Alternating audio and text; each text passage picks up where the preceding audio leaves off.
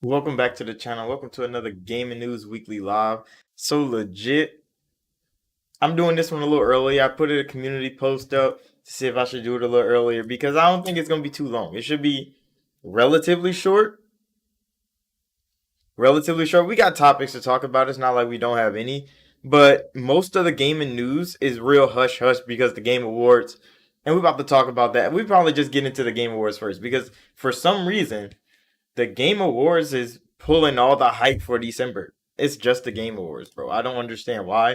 Nobody really does. But I mean, Game Awards, companies like their games to be recognized on the platform that gamers like. And Game Awards seem to be what it is. So there's supposedly 40 new announcements to happen at the Game Awards. This is a rumor. It's not really concrete evidence. There's some things that are coming out, little small tidbits and leaks. Epic has something with 505 they supposed to put at the Game Awards. Kojima's supposed to be showing something. Everybody think is Death Stranding 2 at the Game Awards. Um, haven't heard anything out of Microsoft for the Game Awards. Not really. But you know they're probably gonna show something again. They're probably gonna show something big. They always show what is it called? Hellblade 2 from the last two Game Awards. So if they show that shit a third time, it better be a fucking release date, Microsoft. Because why the fuck would you show it three times in a row at the Game Awards? You're not gonna have no big news with it. Um, but I mean, when is the Game Awards? I don't even know. I don't even know when the Game Awards is. But I got some Pure Life water, bro. The Avion's all the way in the kitchen. I didn't want to go get it because I was starting to stream up. So we in there checking out Midnight Sun. Did Midnight Sun come out already? Did they already drop? I didn't even hear about it, bro. If it came out already, I completely missed that one. Midnight Sun. That's the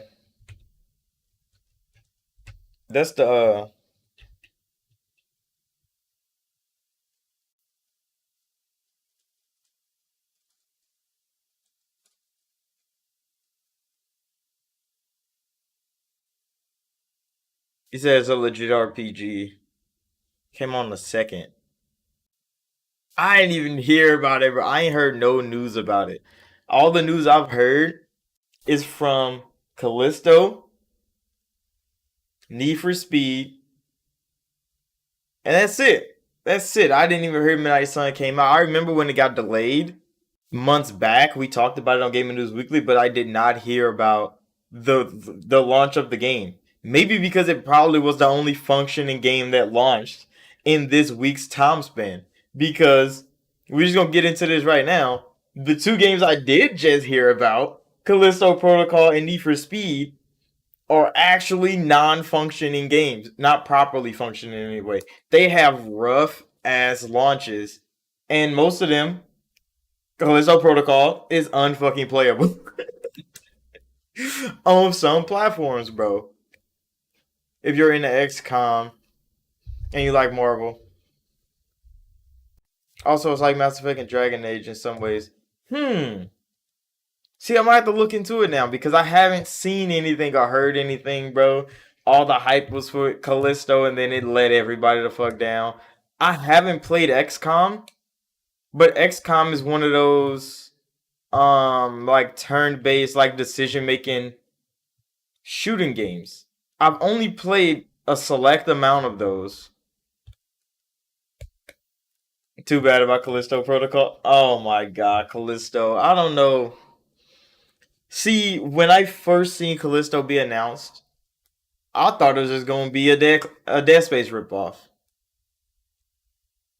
That was a mistake to think. Because not only is it not a Dead Space ripoff, it's not even a good fucking game. Which is bad, bro. People expected so much from this game, and it's not just the performance issues that got people. Because they made this game.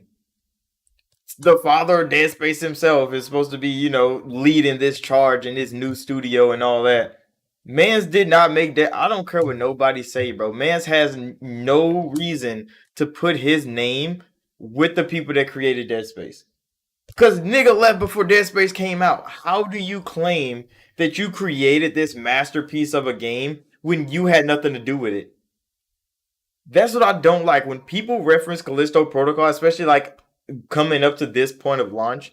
They always gave this man so much praise because of him being at EA when Dead Space was being concept, was when Dead Space was being like, what do you call it, bro? Focus grouped, bro. When Dead Space was becoming the idea that came out, then Mans was gone before Dead Space even launched, and people still give him credit for that, forgetting that Dead Space has 3 games. Man's name is on one of them because they gave Man's credit. But yeah, Man's had nothing to do with Dead Space, and they get his man too much credit. And now he just showed Callisto Protocol is his baby, his new Dead Space, and it's hot fucking garbage. Completely disappointing. It was good to vote. What Callisto Protocol is just, it just came out and disappointed a lot of people. And it's crazy because people expected so much from this game, and nobody got what they expected. Not a single person. The PlayStation fanboys that hyped it up with dual shockers are like, oh, it's 150 Sony devs helping them work on this game. It's gonna be a masterpiece. It got a 70 fucking 3. What about the survival horror fans that was looking forward to a Dead Space clone that could match the energy that Dead Space hasn't brought in a while? And guess what? It's not even a survival horror game. It's a motherfucking third-person action game. Oh my god, bro! It disappointed so many facets of the gaming industry, and then it's $70 and it's 7 hours long, bro. It's crazy. It is real deal crazy. You said people were dogging on Midnight Sun for releasing the same day as Callisto. Haha. Saying it was gonna suck. The reviews in favor of Midnight Sun, bro. It came out the same day as Callisto Protocol. See, Callisto Protocol had a lot of hype riding on it for all the wrong reasons. I'm gonna have to look into Midnight Sun. Actually, I can just look it up on Steam right now. Hold on, I'm about to look it up on Steam right now. Cause it might be the cop for December, because I don't think there's another game I'm looking forward to this month. Unless they drop some crazy shit at the Game Awards and I gotta like, funnel it out. I'm thinking about getting Need for Speed still. I need to look at like some content creators play the game, get some real life opinions on it, not just some reviewers that get paid for that shit.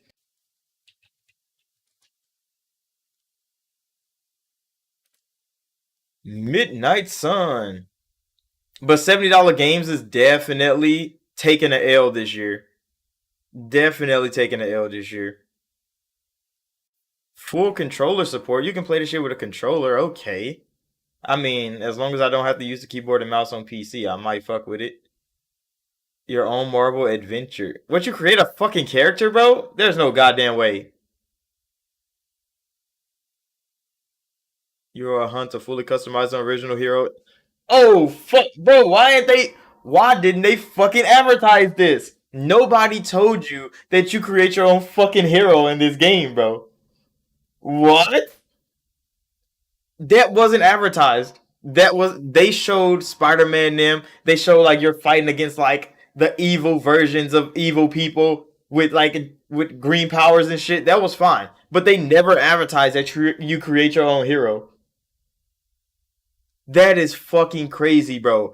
Bro, I would have been hyping this game myself if I fucking knew it was. I thought it was just one of those like team-based things where you just get like the X-Men together and you get some more Marvel heroes and you go against an enemy team and like this top-down third-person, battle thing. That's kind of wild though. I mean, you just get to like create this hero that is a hero that, like blank slate hero type thing. So like, it's like the Dragonborn. Like the Dragonborn is a singular character. Everybody's going to be Dragonborn. But the way you create your Dragonborn is like for you. It's kind of like that. That's like how I see it. Like Commander Shepard or some shit. Cause like Commander Shepard is gonna be the same nigga in every game, or woman if you're a girl. But like the way you style them and the way you craft like their combat style, the way they talk to people, that is all yours. The character is gonna be singular all the time. But like the way you use that character in your story is gonna be like the draw to it. And why didn't they lead with that? That is all I'm saying. Why didn't Midnight Sun lead with the aspect of you crafting this hero to lead this story. They just showed a couple heroes blading them, and then they showed Spider-Man come down. It's like, hey, look, we got Spider-Man in our game. Yeah, I can play Spider-Man on any platform, and that's what they went with. And then they delayed the fucking game. That's kind of crazy. I'm gonna have to look into fucking Midnight Sun some more, bro. I didn't know it was gonna be like that. I don't think anybody did. I think that's why it's so slept on.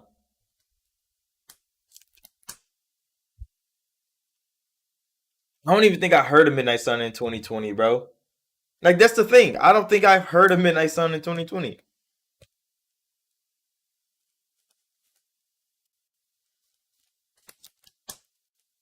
But yeah, that is crazy, bro. I was not expecting that. See, those are surprises that you want.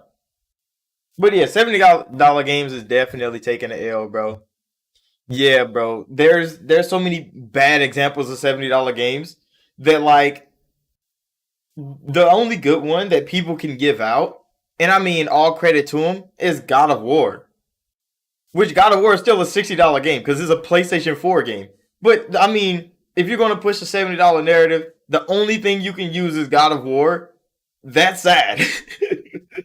That is sad because Callisto Protocol came out. I know it was cross gen, but I mean they charged $70 for the next gen version, and that bitch don't even fucking work. It's poorly optimized on every platform except PlayStation 5. Need for Speed, which isn't cross gen, is a $70 game which uses no next gen features at all, but it's $70 by EA. What the fuck were they thinking? Fucking Gotham Knights, which should have been cross gen, they cut the cross gen versions, didn't put any next gen features in the game, still charged $70, and that shit was still fucking broken. You say you like Gotham Knights? I mean, there like I've seen some creators, I've had some friends, family that do enjoy the game, but like the majority of the masses is like it wasn't worth the price. But I heard that it gets hella good deeper into the game. But when you first start off, it's kind of boring. I haven't bought it because it was $70 and I wasn't fucking with that shit. So like, I refuse to pay a whole 70 for that fucking game for it to not be fucking good. But a lot of people got a lot of enjoyment out of it. I watched videos on YouTube. I watched my brother and them play the game. But yeah, I've seen like some people playing it like late game because you get all these crazy abilities and shit that you like add to your combos and gadgets and shit that start doing all this crazy ass shit in the game. And it's kind of wild. I'm like, damn.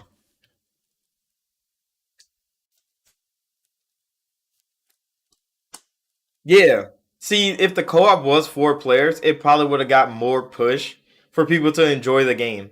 But if you can only link with 2 people, well, one other person, yeah, they have 4 player in arena mode, and it's like, why wouldn't the open world story based part 4 players? If you're gonna cut the cross gen version anyway and only make it next gen, and then not have next gen features. See, that's the thing, bro. If you're gonna make a next gen only game and put no next gen features in it, and say your game is too demanding for being cross gen, you lying, bro. You're just lying as a studio, and then the game wouldn't even optimize well.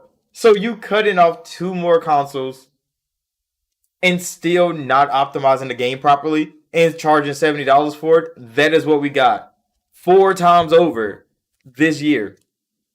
And still, the best game to come out this year was a $60 game that was cross gen. And that's fucking Elden Ring, bro. There's still not a single game that has touched the bar that Elden Ring has set, and they all keep coming out at $70. Why? When are y'all gonna be a $70 game? They're not even $60 games. Based off Elden Ring standard of $60, not a single one of those games are worth 60. They're worth less. I would probably get Gotham Knights on sale, maybe if it's like $20. I don't see myself getting it for any other price higher than that. Not a damn way. Not with my own wallet anyway. If somebody else bought it for me, I would play it. But like I'm not buying this shit myself, bro. Callisto Protocol, another letdown. So many people were ready for that. And they let it go. I play all my games at 4K 30, 4K 60 when available. And Gotham Knights didn't really bother me. See, I don't think I played a game at 30 frames per second since I got an Xbox Series X. I don't think I played a game at 30. I don't even think I recorded a gameplay video for YouTube in 30 frames. I don't know if YouTube uploaded all my videos in 60 frames. They probably didn't because I mean I use like basic ass editing software, so it might have fucked with it. But like if you watch my videos, the smoothness of my videos, or because everything is in 60 frames. When I play on PC, I'm running at least 60 frames. At least if I'm not going higher because I want to record it. So I don't want to record higher than 60 frames. So everything's in 60 frames. On my Xbox, everything's in 60 frames. I go to performance mode every time.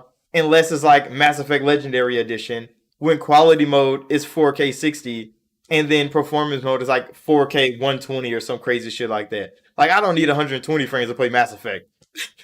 I'm about to be going from cover to cover. I don't need that many frames. But that's kind of how it goes. Like 60 frames has been the minimum for me since this console was launched. So I haven't played a 30 frames per second game. So when Gotham Knights dropped and it was 4K 30, no. Hell no. Hell no. I haven't played a game with ray tracing enabled or nothing. Why? Because they put that shit at 30 frames per second. I'm not fucking doing it. I think Plague's Tale came out at 4K 32. I mean, it's not that you're in a minority. It's just like I try to play games at 30 frames per second and I can't deal with it. Mostly because the input latency gets to me. So when you play at 60 frames, I was playing like Solstice and Dragon Age and all these games. I'm running all these bitches at 60 frames per second. And then I go try to play like Cyberpunk at 4K 30 frames with ray tracing enabled. And I get into a shootout, like walking around and talking to people was fine. The game felt like it was still at 60 frames. But right when I got into a shootout, because I just wanted to see how detailed the game has gotten since all the updates. That video is coming soon, by the way, so look out for it. But I got into a shootout, and legit, I was trying to shoot somebody and switch targets, and it took too long. For me to look from this person to that person took too fucking long from my input that I changed that shit right back to 60 frames. I didn't fucking care no more, bro. I was like, nope, nope. It didn't feel right to shoot people at 30 frames per second no more. So I went right back to 60, and it felt amazing. I got my shots off. Everything was great.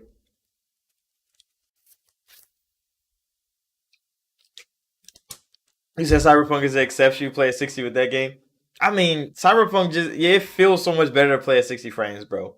I know the 30 frames per second mode is supposed to look so fucking good, but just the feeling of that game at 60 frames, it doesn't compare, and it still looks beautiful at 60. It looks beautiful at 60. You don't need to play it at 30 frames to have small ray trace lighting coming through your bushes. Like it I don't care about that, bro. I don't care about the minor details of ray tracing and shit. As long as visually it looks great and it runs properly and it's not stuttering and buffering and shit, I'm fine, bro. I'm fine. Just don't let a game come out and it say it's running at 60 frames and you run it at 45 frames per second the whole time because the game is poorly optimized. That's a fucking problem, bro. And $70 games seems to be the ones with that fucking problem all this year. Resolution actually higher in performance mode. I mean, what? What? I mean, that kind of makes sense because they disable ray tracing and shit like that. So they could just bump up like texture quality and just image quality in general because it's just running off GPU power and and pushing the CPU to as much as it wants with computing all this like generated shit. Ray tracing is dynamic 1440p. What? See, I didn't know that. I ain't even. Hey, I'm gonna take your word for it, night, bro. Because I don't even know specifically because I haven't looked into all the changes that they made. But I mean, that does sound kind of realistic because I was flipping through them. Quality is dynamic 17 something. Performance. Okay. I mean, yeah, that kind of makes sense.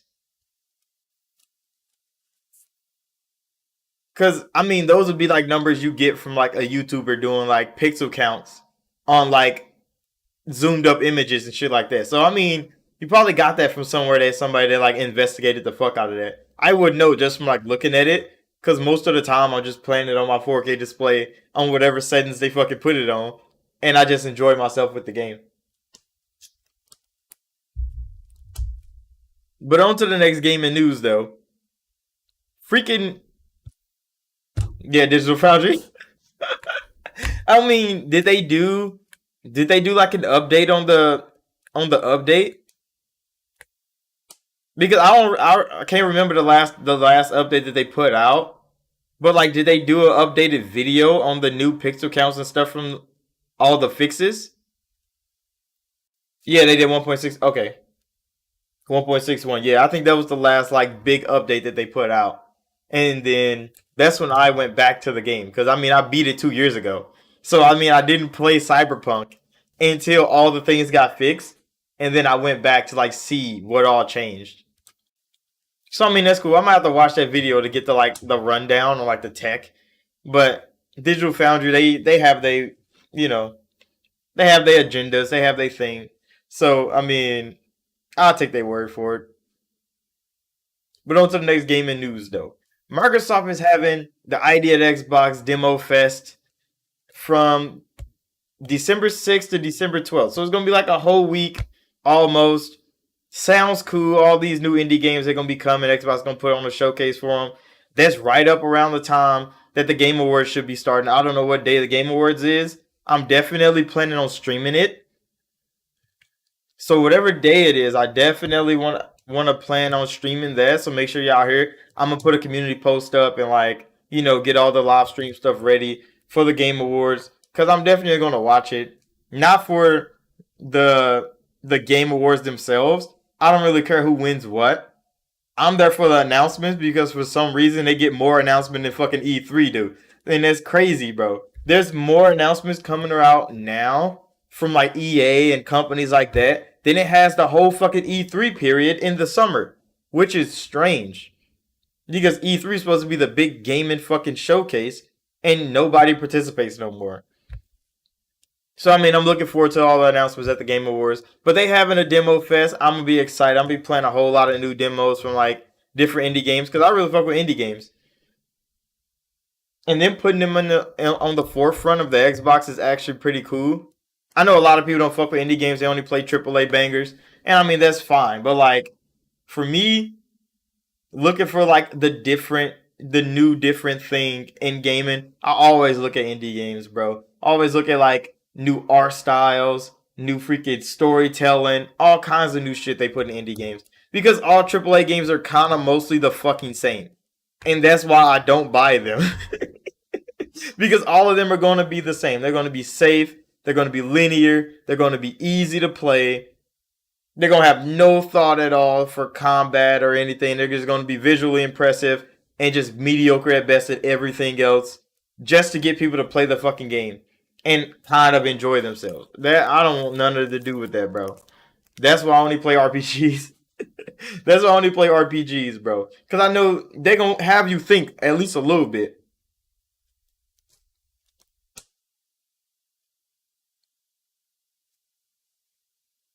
You say you love some double A games. I mean, I do too, like Spiders and uh, Focus Home Interactive.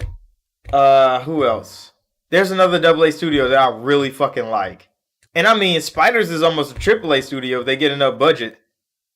Because Spiders is, bro, that's been one. I need to get a poster of like of just like spiders on my wall. I probably have to move Xeno somewhere else and put spiders in the middle of Bioware because they have been progressively getting better at making RPGs every fucking time they drop.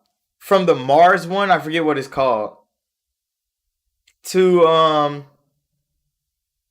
damn, I forget the name of all these games. I literally have them bitches though. Hold on, let me turn my Xbox on. Yeah, From yeah to Technomancer, bro. From Technomancer to fucking to Greedfall. They have just progressively gotten better and better every fucking game. And I'm so like hyped for Greedfall 2. I know they just made that Souls like game with the Victorian like doll girl, and it didn't go over too well. But I mean, a Souls like when Elden Ring's out, that was just a bad call, and it kind of suffered for it. But I mean, it wasn't a bad game in all reality. Bioware, like I know a lot of people call them that, but I don't want to do that to them because they because Bioware does so much of a great thing. See, the people that I think is Bioware light more is Monolith Soft over there that makes Xenoblade Chronicles. They're Bioware light to me because Monolith Soft makes some of the best just like team based RPG gaming in like in gaming history, bro. And they're so slept on over there. They have Bioware quality storytelling too, with all the companions and shit. I mean, they make like family friendly kind of games with Xenoblade Chronicles, but like they're still damn fucking good. Spiders, on the other hand, I mean, they have the formula that Bioware is like templated, but they do their own thing with it, and I enjoy that. I enjoy the worlds that they build, the characters that they write, and the main characters that they make. I mean, I don't even know what the fuck to call the name of the main character in Greedfall, but I fucking love that main character, bro. The way they open doors in fucking Spiders games, bro. Yeah, they just need a bigger budget, bro. If they had enough money to go AAA, I think they would make the next big banger. They would be the next BioWare if they had the budget. If they had the manpower and the budget, I think they would definitely be the premier RPG creators because they have the talent for sure, bro. They just need the trust and the popularity. I think that's what it is. They need the trust and the popularity of the fans, and they can definitely get it going over there. But the game I'm trying to remember the name of, I have it here. Where the fuck is it?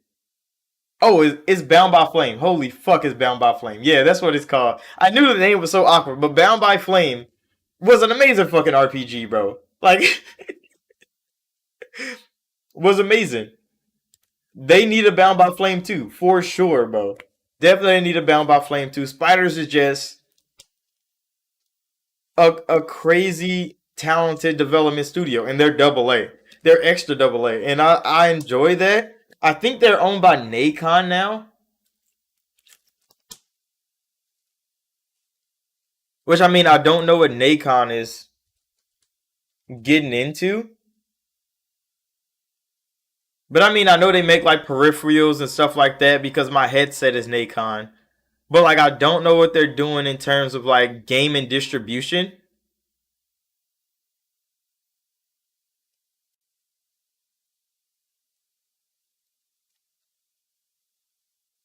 So I mean, we gonna really need to see what Nacon does with spiders as a whole.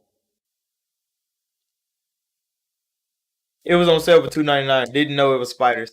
Oh yeah, yeah. Bound by Flame was like a 360 banger back in the day. See, when I was young, I didn't know who made what game. Like the first game and developer that I really followed was Bioware. Like I became a Bioware fan, like at like Jade Emperor times. Not Jade Emperor. Yeah, Jade Empire times.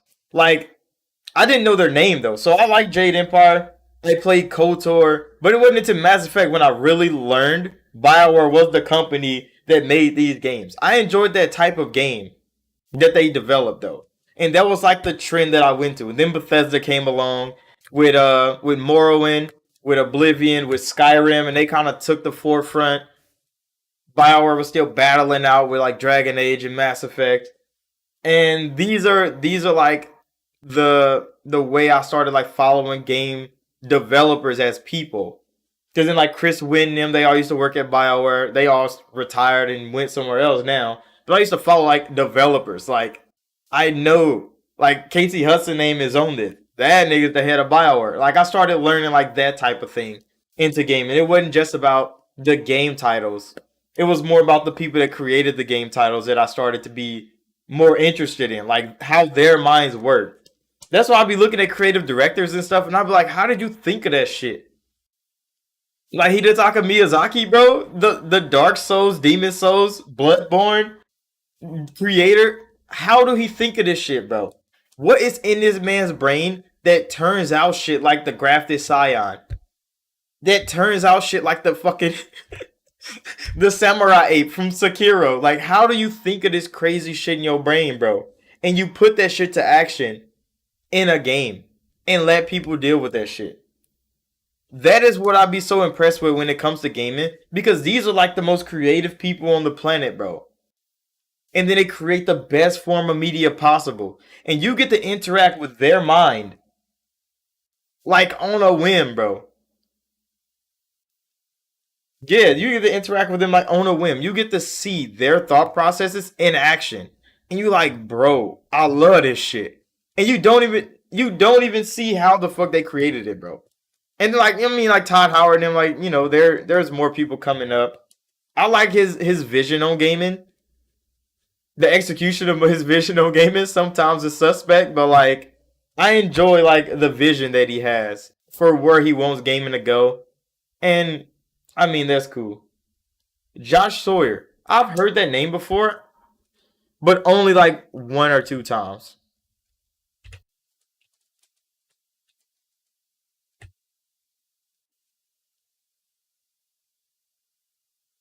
So I don't know what game that's tied to.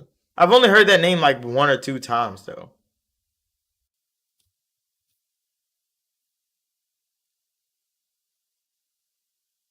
Josh Sawyer was New Vegas. Oh shit, from Obsidian? See, I didn't know the name of Obsidian's fucking creative director, bro. I didn't know his name.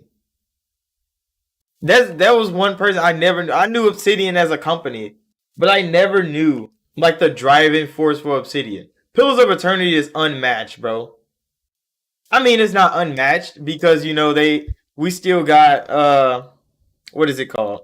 I keep forgetting names of games like on the spot, and that shit's kind of annoying because I know what I'm talking about. It's just I never fucking remember the exact name of the game because so many things pop up at one time. Divinity, like we have Divinity, so like Pillars of Eternity isn't like unmatched in his realm because we have Divinity, but Pillars of Eternity is definitely a top tier game, and Avowed being in the Pillars of Eternity universe, the writing for Pillars of Eternity is definitely great. You couldn't get into Divinity? I enjoyed that. Divinity is such a. How can you describe Divinity? And like the. It's one of those thought provoking games. It's one of those games that like you can almost do anything you think you can do. Because there's so many things in that game that I'd be so surprised that that fucking worked. And you get, because like it's a strategic game more than it is an RPG. The art style's a little too much. How is the art? I mean, it's a top down game. It's like a bird's eye view type game. Um, I wouldn't say it looks too much. I don't think it has a distinct art style. I can't really see like the art style in itself compared to like Pathfinder. Oh yeah, yeah. I mean, I kind of understand that. Like, yeah, I can see that. I can see that. But like that type of game, I think Divinity kind of mastered it with the way they build the the soul world kind of thing. Because like you're one of those characters that can like interact and see souls and shit. You can see like the past of people's like lives.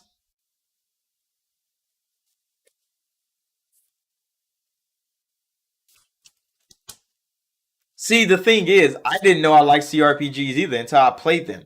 Because most of them, I wouldn't like go to that game. Like, this one of those things that like I got introduced to as I like got older and played more games. Because the style of game I used to play was first person shooters and racing games. That's what I used to play in sports games. I used to play that all the time until I got into the RPG space. around the 360 era. And then after I played through so many RPGs, I started getting to like Diablo in college. And then CRPGs are kind of like that, but not as like arcade action type. You got to put a little bit of thought into it. And then some of those games like captured me. And I'm like, this shit good. And most people don't have the patience to play a game like that where you're like, all right, plant out attack here, plant out attack there. And I started to like those games. Not all of them. There's always some of them that I don't like. There's some of them that like capture me. There's some of them that I'll be like, yeah, bro. I mean, it's not for me. But then like there's tactical games like Halo Wars and like Gears Tactics. It's games like that. And I'm like, I played them and I'm like, this is not for me, bro. Like it's not for me. And it's kind of the same style of game. Yeah, yeah. Like some there's some RTS games, bro, that I just be like, I couldn't. I couldn't mess with it, bro. So like StarCraft, like StarCraft was one of those games that I looked at and I know people that play them and they love those games. And I'm like, it's great and all, but like I don't know what the fuck is going on in StarCraft, bro. I like StarCraft. I like characters of StarCraft, the world building, but like I need to be more engaged and I don't know. StarCraft just didn't pull me like I was expecting it to. And other people it pulled the fuck out of them. There's there was a game that got announced that like it looked fucking amazing, bro. And then it showed me it was an RTS. I'm like, you fucking bitch. Now I gotta try it out. But like, I mean, once that game comes back around, I forget the name of it. It was announced like during E3 time. But like, yeah, like I never know. That's why I fuck with a whole lot of indie games nowadays. Not just like the AAA games where you know what the formula is going to be before they even create the game. Like you hear about a game's design and you like, I know exactly what game there's going to be like. So you already have played that game in your brain. You already see how this game's going to go. Of course, they're going to do something different. They're going to have some twists and turns. But like when you hear a type of game, you usually already know what you're expecting out of the game, even before you even see gameplay of it. You kind of expect like, okay, this game is going to be like this, and you can put it off because you're like, all right, if it's something I like, I'm gonna try it. If it's something I don't like, I'm gonna shelf it. There's a post-apocalyptic CRPG coming out next year. I forgot the name. I swear, there's always some games that like you see them a couple times. They don't get a lot of publicity. So like you don't get a whole lot of information when they first like show you what they're developing. And then they just like fade away because they're in like development time. So like they don't have time to be marketing the game. They don't have big marketing deals out. So like Microsoft or Sony or nobody's really pushing their game to the forefront like some of these games are. Because like Callisto was getting pushed hard. Why? Why? Hogwarts Legacy is getting pushed hard. And I mean Hogwarts Legacy isn't like an underdog game. Like it's a big title. But they're actively advertising the fuck out of that game. Like people don't know what Hogwarts is. Like people don't know the Harry Potter universe. But yeah, there's small games like CRPGs that you see and it look cool. They don't get a marketing deal. They don't even talk about the game.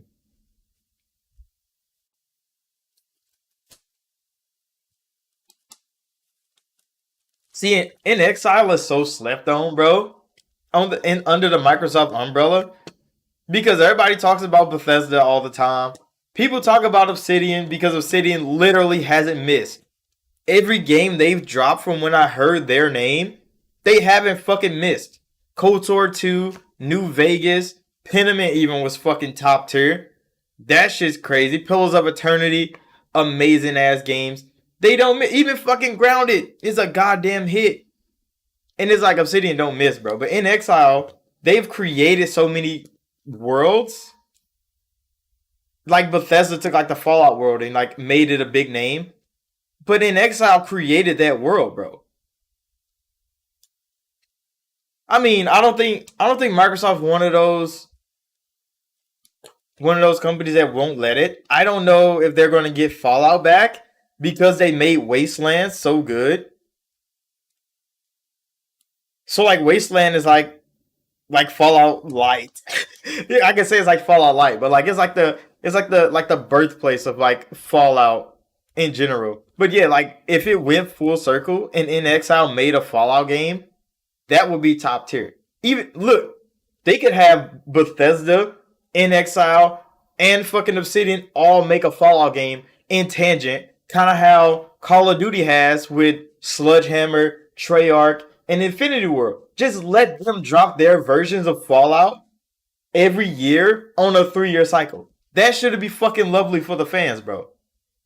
That'd be lovely for the fans. So people be looking for the next Obsidian Fallout game. Like, okay, the Bethesda Fallout game comes out. You like it or you hate it, that's fine. You looking for the Obsidian one, that's 2 years away. That's fine, bro. You know it's coming. And then everybody waiting for the In Exile one coming on the next fucking cycle. People would love that, bro. They have the talent for it, and they have all three fucking studios for it. They could literally pull some shit like that. Activision's been doing it for how long? Before they put every studio on Call of Duty. Because now, like, all 20 of their studios are working on Call of Duty. Which, if Microsoft buys them, that's going to fucking change. Because they don't need 20 studios working on one Call of Duty game. But yeah, that's some shit that like I think would be amazing. There's no reason Fallout has to come. Yeah, that's the thing, bro. There's no reason Fallout. We should have a wait for a Fallout game when there's literally 3 studios that can create a perfect Fallout game. There's 3 of them, literal 3 studios that can easily make a beautiful Fallout game, bro. And Obsidian hasn't fucking missed yet. You can give them any IP, I swear. Give Obsidian any fucking IP, bro. They haven't disappointed their fans yet, and they've definitely made more fans every time they drop something. Just give them Fallout back.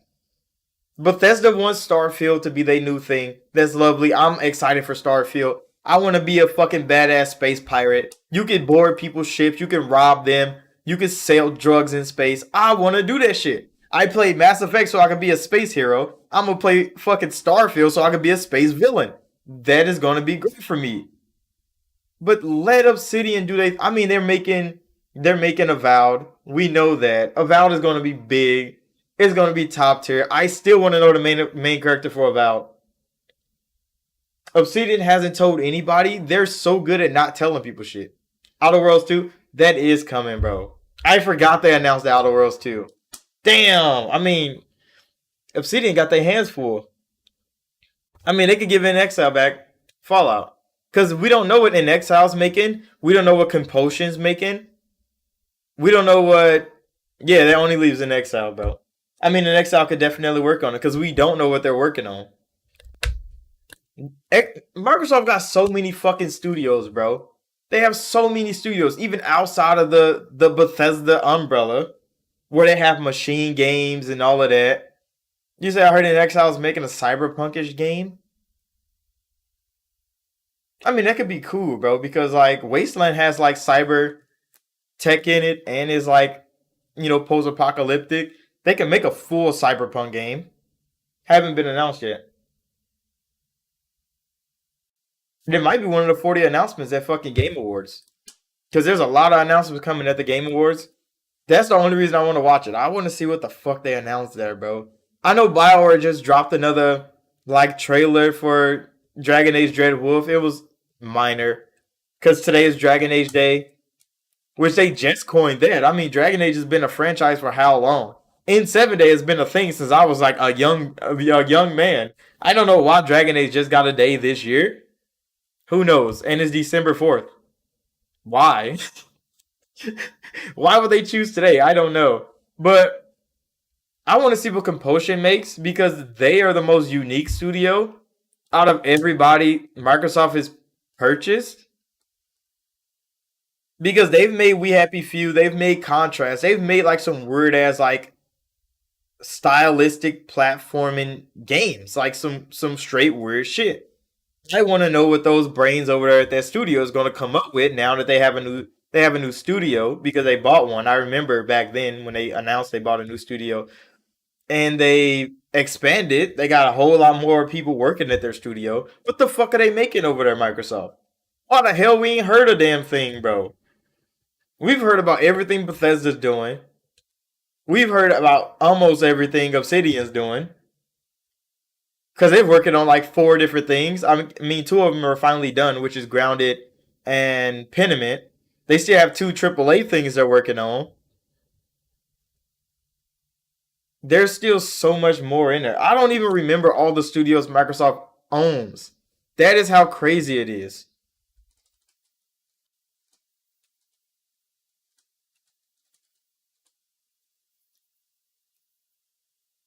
I mean, we know what Arcane's working on. Double Fine, we don't know what they're working on no more because they just finished what is it called? The one game.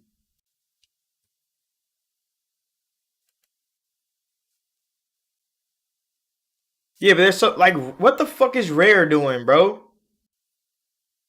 They sup- Rare legit supposed to be making a goddamn game and we haven't heard a damn thing from them yet.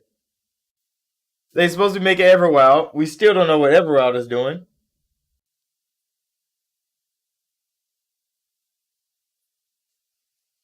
No, Redfall is coming from Arcane. Like all the Bethesda studios, we kind of know what they're working on, but Compulsion, we don't know what they're working on. Double Fine, we don't know what they're working on. Fucking id can be making any shooter right now, and we don't know what the fuck they're working on. They're still arguing with their music director about fucking Doom Eternal. We really don't know what the fuck they're doing. In Exile, you just said they have like an unannounced thing after Wasteland. Hey, what's up, Cool Breeze, bro? We just talking about Xbox Studios. Machine Games, don't know what the fuck they're working on. Oh, they're working on Indiana Jones. I forgot. Machine is actually working on Indiana Jones. Ninja Theory, they're working on two games. We still don't know when the fuck those are coming. We know what Obsidian's doing. We already know what Playground's doing. We still don't know what the fuck Rare's doing. Yeah, Machine is making Indiana Jones. Everwild, we still don't know what the fuck that is. But I mean, they're still working on Sea of Thieves every fucking day. So I guess Rare is doing something. Roundhouse, we don't know what the fuck they're doing, bro. They ain't made a game themselves in a minute. Tango, once they finish Ghostwire Tokyo for Xbox, we don't know what the fuck they're doing. The Coalition, we don't know what the fuck they're doing. I know they've been working with Epic and Unreal Engine to like get their software right. But I mean, after Gears 5, what the fuck are they doing, bro? Like, what are they doing? The initiative to make it Perfect Dark. We still haven't seen shit. Turn 10, they're making Forza. Undead Labs. Where the fuck is State of Decay at Undead Labs, bro? Where the fuck is State of Decay at Undead Labs? Undead Labs could be making anything else too. They could be making so much other shit because they've grown their studio quite a bit.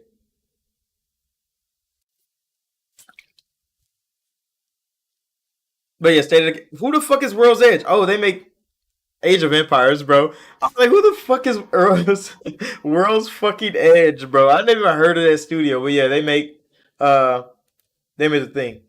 2033, it should be lit. It should be lit. That kind of reminds me of that video I made earlier this week when Doc was talking about the pressures on Microsoft because of all the 2023 releases. They need to like show up, but like I feel, like I said in that video, I feel like Microsoft doesn't have enough pressure on them. Like I don't think they feel the pressure of the gaming industry because everybody expects them to fail anyway.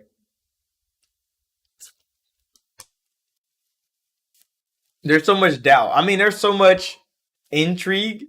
There's so much what do you call it? Like excitement for all the IP that we know are coming in 2023. But like that won't pressure them into having to push harder because they're just trying to win at least a little bit of respect in the gaming industry. And I think the little respect that they've earned these first 2 years,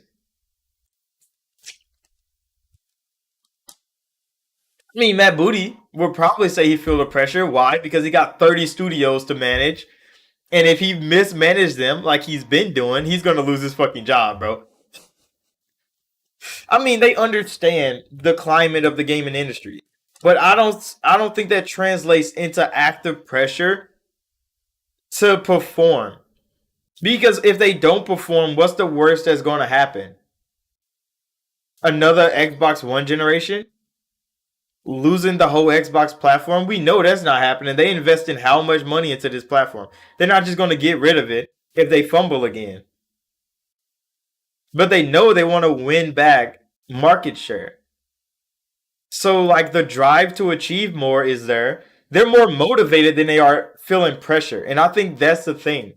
Because they're motivated to be better. They know they're fucking up, though. They know they still don't have it.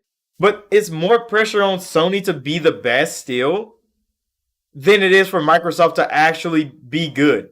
Because if Microsoft be's bad, they still invested how much money? They could go third party. Nobody would be upset with that because Game Pass is already everywhere. Xbox games are already going everywhere except PlayStation for the most part. Unless they make a PlayStation deal if they go third party. They're already trying to expand it to the mobile space. So if they do fail on console alone, they won't be fumbling a complete bag because they've already built this whole web of gaming. So the pressure wouldn't be on them to be like, oh, we need to be the best console on the market. That's not what they're working on. So they would never feel the pressure to be like, oh, we got to release first party games because we need to be the best console on the market. They know they're not going to be the best console on the market. Not this generation. They can definitely work for it. They can definitely aspire to be number one. But Sony has the pressure of being number one. So when they make these badass deals, when they work with Callisto Protocol and the game comes out to be a 73 on Metacritic, they gotta take that L, bro. Yeah, like Microsoft has the best gaming platform on the market for just accessibility alone. Just for accessibility alone, they have the best gaming platform on the market. You can literally access Xbox everywhere. If you only got a TV and an Xbox controller, you can play Game Pass on your TV. Well, Samsung TVs, not all of them just yet. If you have a console, you can play all the Xbox games. That's primary. You can do it on a laptop. You can do it on your phone, on a laptop, on a tablet. You can play that shit anywhere you want, bro. And that's why Microsoft is pushing so hard to get content. Now, the flow of content, everybody wants it to be better. But the flow of content is more than Microsoft's content. And Microsoft has showed this year, they dropped Pentiment and Grounded. This year, they dropped Pentiment and Grounded. Remember that. And they still had one of the best years in Xbox history. And they only dropped Pentiment and Grounded. They can't feel pressure when you made this much money off Game Pass deals and Pentiment and Grounded. Now imagine the shit they're gonna do when Starfield drops, when Motorsport comes out and reboots the Forza franchise and shows what actual simulation racing should be since Gran Turismo 7 failed so hard at $70, outrageous. Like, that's not pressure, bro. That's not pressure for them because they understand what it feels like to be under pressure when the 360 generation happens and then they botch it with the Xbox One. They feel the pressure to perform and they failed. They already know what it feels like to lose. All they can feel now is gratitude that they're still not losing like they were. Sony, on the other hand, they know success and they know to keep this success, you got to work hard, bro. You got to work real hard. And Microsoft's making it real hard for Sony to work because they're buying up everything. They're getting Game Pass looking more and more compelling every fucking month. And it's like, Sony, what do you do? That's why Sony's complaining to every regulator in the world. Microsoft's working too hard, bro. They're making us have to work for it. They don't want that, bro. Because now the pressure's on. Microsoft's competing with us. We have to compete back. They have to compete back. And that's the problem.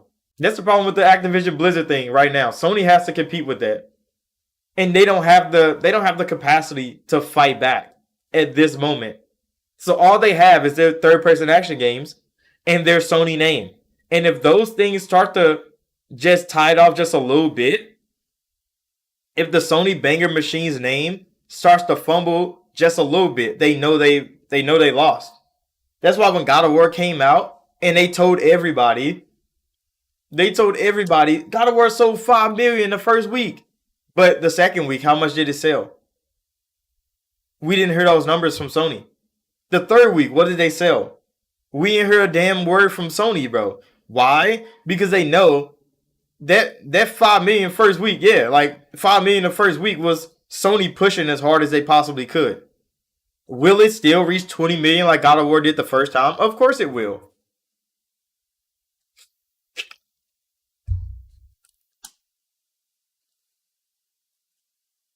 You said mad people. You said some people's mad perplexed that Game Pass carries so hard. Like they didn't drop any bangers. How can how can this be? I mean, because Game Pass was created at a time when Microsoft didn't have bangers to drop.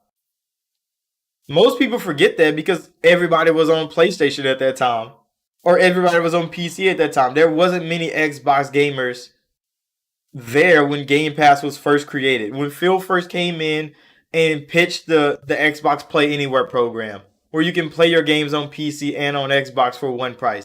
When Game Pass first got announced and we were all testing that shit back in the day, talking about in the dark, nigga, with a controller, playing all these games on the subscription service, nobody was really actively looking at that. And they didn't have no Xbox games coming out to drop in Game Pass. So what were they dropping? Third party games. And now that Game Pass is big,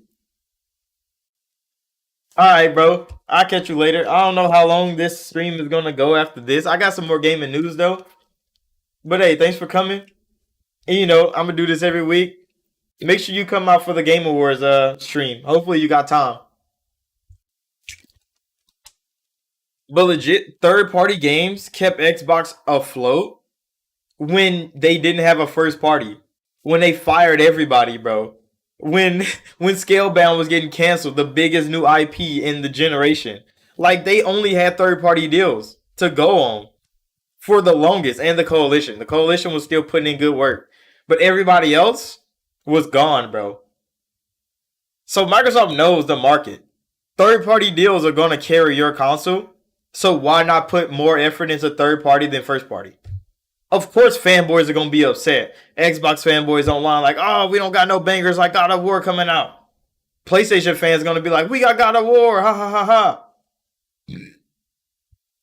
I mean, it wasn't that Scalebound was too ambitious. It's just Microsoft gave Platinum too much freedom to create Scalebound, and that's always been a problem Microsoft has had. That's why they shut down the Fable studio.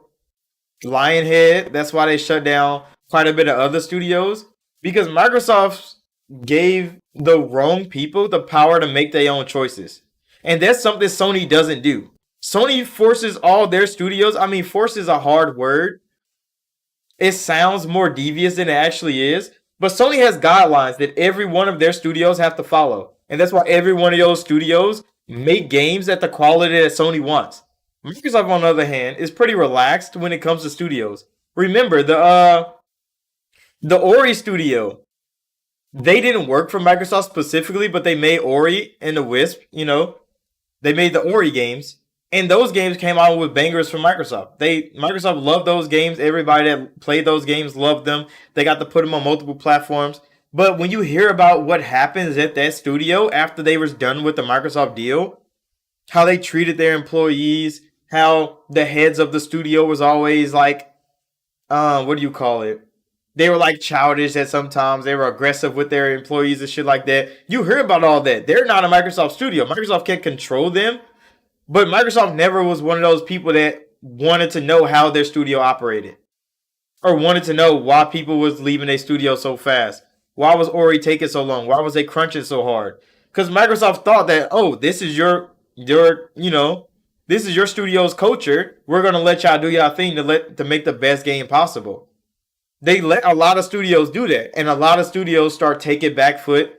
They start taking the foot off the gas because why? They have so much freedom under the Microsoft umbrella that they can slack the fuck off.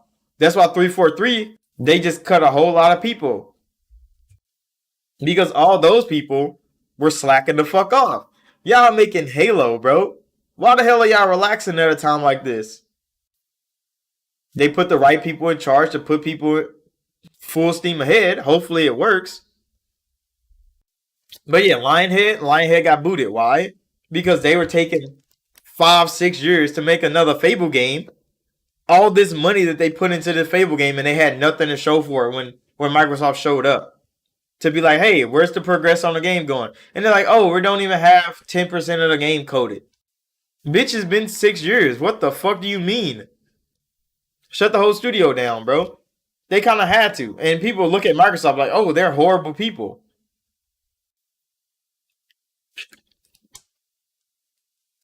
I mean, yeah, after Ori did so well for Microsoft, they went to Microsoft like, hey, can we put Ori on PlayStation? Could we put Ori on PC, on Nintendo Switch, everything?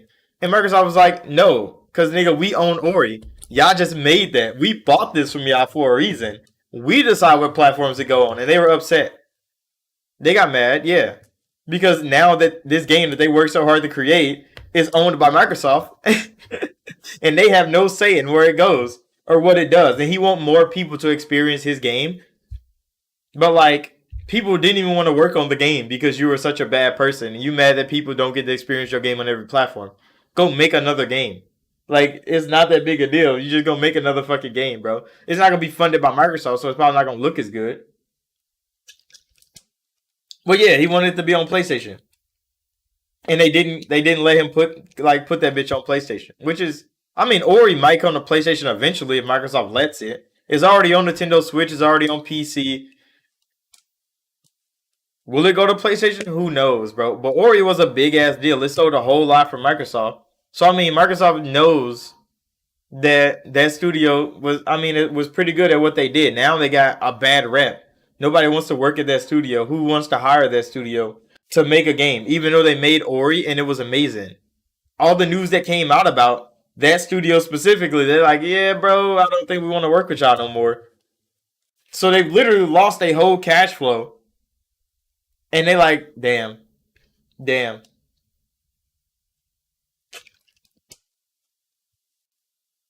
Ori was amazing. Yeah, it was like it was artistic, it was creative, it was a beautifully crafted game, and the music was top tier to go with it. But like it is like a platforming game. It's not a lot of people is gonna really get into Ori and be like, yeah, bro, this is what I want to play. This is my type of game. But like the people that did, it was amazing for them.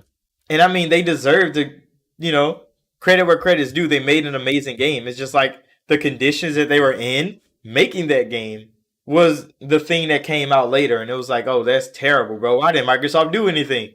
I mean, it wasn't Microsoft's like prerogative to step in and be like, hey, clean up your studio, bro. Because like they were independent. Or I think Microsoft buys everybody now because they work with so many like second party deals. They're like, hey, we gonna pay you. You make this game for us. Platinum. They had to shut down fucking um Scalebound because what? Platinum used all the Microsoft money to make Nier Automata. Platinum really did that shit, and now Platinum's been apologizing every year since then. Why? Because Platinum hadn't had a hit since Nier Automata came out. Platinum still hasn't had a good game since Nier Automata came out. I mean, Bayo just came out. I can't say that. Bayo 3 just came out, and that shit was top tier. But aside from that, like from the time Nier Automata came out, Scalebound got canceled, to Bayo 3, what has Platinum put out that was actually of substance? I don't think there was anything. And that's why they complained and they preached and they pleaded to get Scalebound back because they knew they fucked up.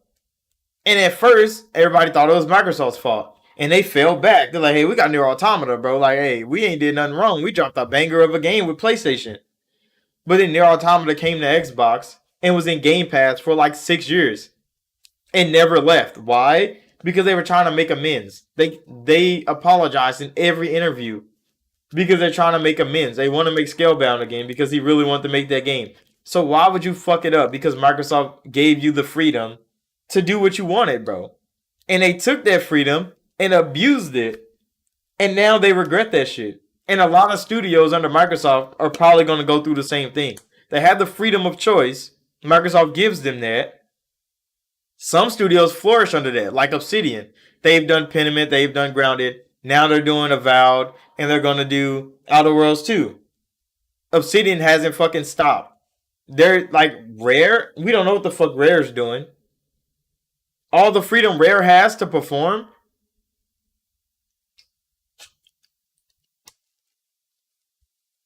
I mean, I don't see Bayo 3 staying like exclusive to Nintendo Switch for long. Like I think Bayo would probably come to Xbox and PlayStation eventually, probably like next year. Because Monster Hunter is coming to Xbox. It just got announced to be coming to Game Pass, like Monster Hunter Rise. And that game's like what? This is the second year of Monster Hunter Rise, and I think it's coming to Game Pass. So I mean, Nintendo knows which games to share and what games not to. I think Platinum's probably going to port that game to more platforms after like they finish with all the sales. They do their roundabout of Nintendo. I think they're going to go around and do it again because they did re-release Vanquished and Bayo 1 remastered on all the platforms. So they might just do that again. They might just slot it on every platform a year or so after just to like make some more money. Nier Automata just came to Nintendo Switch as well, and they're getting the anime next year. So I mean, Platinum has got a lot good going for them at this moment, anyway. Except like Babylon's Fall. We all know what happened with Babylon's Fall, but like we're not gonna talk about that because that was partly Square Enix's fault, partly Sony's fault, and partly Platinum's fault. But it happens. It happens. But on to the next gaming news. Because high key we were talking about demos. Then we got on a tangent. But Sony on PlayStation 5 finally has a demo category where all their game demos are actually on display, which is crazy that they didn't have that before. They blacklisted all the PlayStation 4 demos so you couldn't play a demo from PlayStation 4 on PlayStation 5. Mostly to get people not playing PT. It was all to cut people from playing PT. Which is fine, bro. If you really want to hold PT back that hard, then do that. But they finally got a demo page where their demos are going, which is good. So now more people can play demos. It's so strange that these shits come so late on PlayStation. Like you really don't like promoting people's games? Sony really doesn't like free promotion, bro. That's why they had like paid game trials with PlayStation Plus.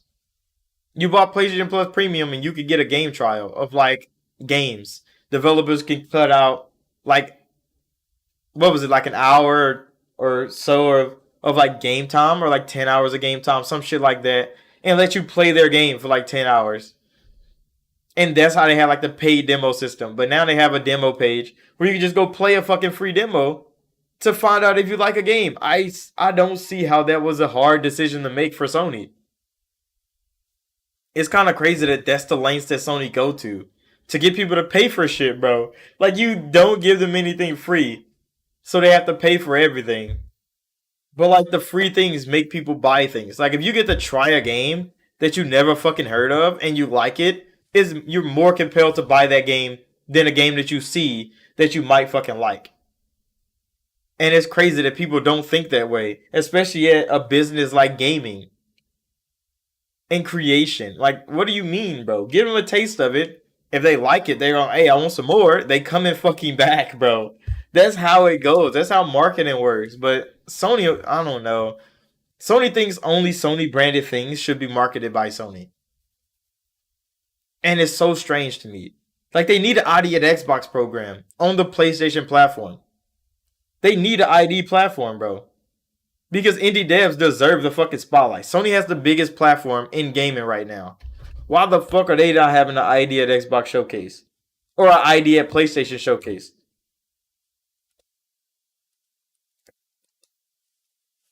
Yeah, the Sony way is like, oh well, I mean, hopefully your game succeeds. Or you can pay me and I can tell people to buy your game. That's exactly what Sony does. That's what they're doing right now with Avalanche and Hogwarts Legacy. You think Hogwarts Legacy needs Sony's validation to get people to buy a fucking Harry Potter game that's an RPG that you create your own student? Fuck no, bro. But Sony knew they had to get in there. Why? Because you associate that shit with PlayStation. PlayStation makes more money off the game than fucking Avalanche does. And that's just the crazy truth about it. That's why Sony does the things that they do. But yeah, on to the next news, bro. Remedy's back in the mix. They got bought by Tencent, which is crazy.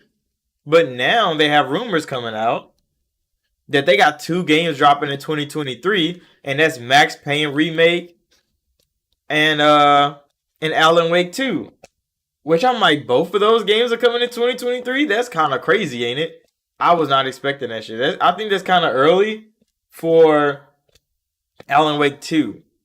Because I think they just announced it like a year or two ago, didn't they? That'd be kind of wild if it actually comes this year.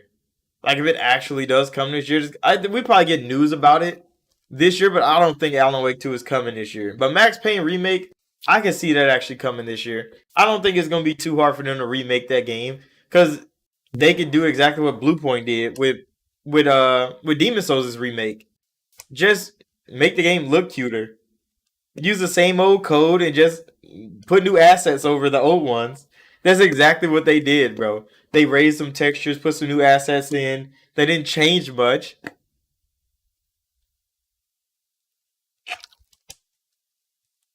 See, I played Alan Wake the first one. I didn't play American Nightmare. I played the first Alan Wake, and I mean, it was pretty good. It was strange. It was a strange game, but I mean, I think that was the point of it. It was kind of Silent Hill esque, but you could shoot at everything, and you got like the little flashlight so they don't like yell at you. I mean, run at you. You played them all? Damn, I ain't played all of them. I thought they only had two.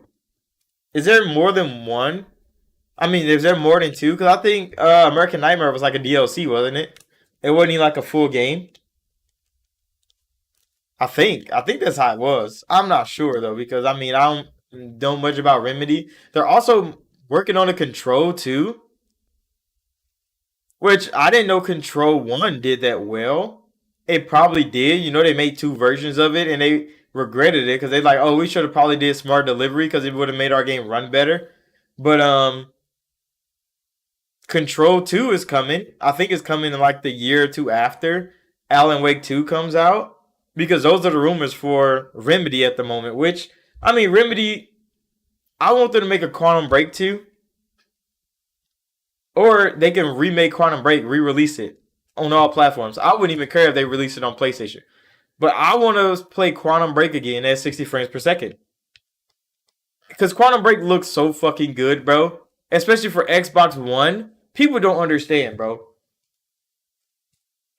The American Nightmare is American Nightmare and Signal. Oh, I never heard of Signal. I think that's the thing. I never heard of Signal. But yeah, like Quantum Break was a top tier fucking game. It looked amazing on Xbox One. On Xbox fucking One, bro. Xbox One was a 900p machine. It didn't have 1080p, bro. It didn't have 1080p, and they still made Quantum Break look so photorealistic. Lighting, fucking assets, everything looks so fucking clean. I heard a lot about. Yeah, I mean, it's a good game, and the way they manipulate like the power system. So like the time stop because you control time kind of. It's kind of like the name of the game. And you literally like the way you abuse time in that game is too much fucking fun, bro. It's an amazingly crafted game. It got shit on. Why? Because it was an Xbox game when Xbox had no fans. And it was the first Xbox Play Anywhere title. So more people played it on PC than they did on Xbox. So it's more associated with just being a PC game. Peeps like it's mad confusing. I mean, it's it's not a confusing game. I mean, you have to pay attention, of course, because it takes place outside of time for the most part. Because it's Quantum Break. Literally, time is being ripped apart while you're playing this game. So time is shifting back and forth, and the story is built on time shifting back and forth. So you have to pay attention to like names, dates, times, and it also has like these little mini movies in the middle of every chapter of decisions that you made being played out in live action, which is so fire, bro.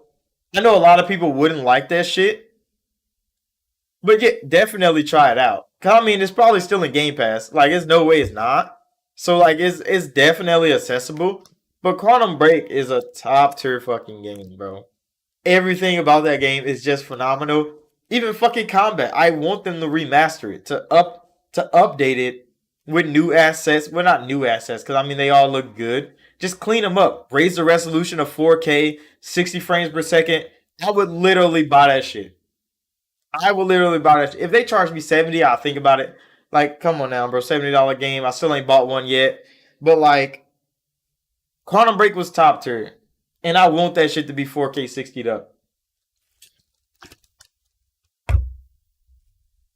And cut the load times down. Cause there are some egregious load times. Mostly because the game was loading so many assets. And then you get to manipulate time whenever the fuck you want. So I know the game was like pushing hard, especially for Xbox One, bro. It was pushing real hard. So I kind of understand. I kind of understand. But they definitely need a remake of that. Not even a remake, just a remaster. Remaster the fuck out that game, bro. Just remaster it 4K 60 and drop that shit. And it's gonna make money, bro. Because visually, it was unmatched at the time. Mechanically, it was unmatched at the time. And you got to buy it once and play it on two platforms. It was crazy. To me, it's some of Remedy's best work, but I haven't played all their work, so I can't really uh give them that moniker because I mean I haven't played a lot of Remedy things. But yeah, those things are coming. Now on to the Activision Blizzard thing, bro. I never want to talk about Activision Blizzard because this shit is annoying, bro. It's so annoying. So the Activision Blizzard deal is under a whole lot of scrutiny in the UK. The CMA and shit, they're really just gunning. They looking at this deal as critically as they possibly can, which is normal. They're a governing body. But for them to defend the PlayStation platform the way they have, when they're supposed to be defending the consumer in this situation, is so crazy, bro. Because it's like PlayStation is more important than the consumer. And the point of Microsoft buying Activision Blizzard, when Activision literally destroys their gaming community on their own, bro. Sony allows this shit to go on because Sony has a marketing deal with fucking Activision, but nobody's there to stop it. Microsoft stepping in, threw $70 billion on the table and said, "Let us take the reins, bro. We need to get Bobby out of here, and we need to get all these studios back to their regularly scheduled program." Why the hell is 20 studios working on one Call of Duty game? Call of Duty game all at the same time, bro. That's not how game development should be created. And Microsoft's trying to fucking fix that. For some reason, Sony doesn't want that to happen. Yeah, Sony's really acting like they're not the market leader, bro. They're acting like we need Activision to succeed, and it's like Sony, bro. Sony. Literally, they was crying to the CMA, talking about how Game Pass is so good compared to PlayStation Plus.